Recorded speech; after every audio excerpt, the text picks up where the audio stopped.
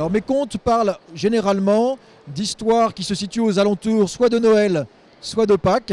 Et ce sont des contes un peu merveilleux qui mettent en scène des animaux. J'aime le conte animalier parce que, à travers les figures des animaux qu'on peut mettre en scène, on retrouve un certain nombre de tendances, de caractères des humains. Et c'est une façon de parler de l'homme également. Le conte est d'abord un exercice d'écriture pour des enfants. Ça oblige à ciseler la phrase, à la rythmer. C'est une véritable musique qu'il faut écrire. La deuxième chose, c'est que le conte, c'est ce qui parle aux enfants et c'est tout l'imaginaire de l'enfant qu'il est très intéressant de travailler. Et je pense qu'un militaire comme un pompier peuvent aussi parler à des enfants.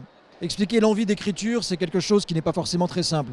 Chez moi, c'est une envie qui existe depuis très longtemps puisque j'ai publié mes premiers ouvrages alors que j'avais à peine 20 ans. Après, c'est peut-être lié également à ma famille. J'ai une famille nombreuse, beaucoup d'enfants qui aiment qu'on leur raconte des histoires. Donc j'essaye de satisfaire leurs besoins dans ce domaine-là.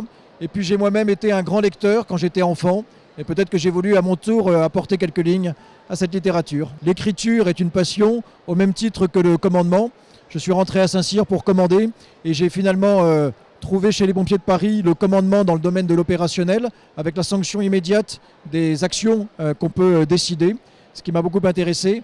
Et je dirais que par certains côtés, l'écriture représente aussi une forme de sanction à travers le succès relatif des publications qu'on peut avoir. Donc peut-être qu'il y a là un point commun.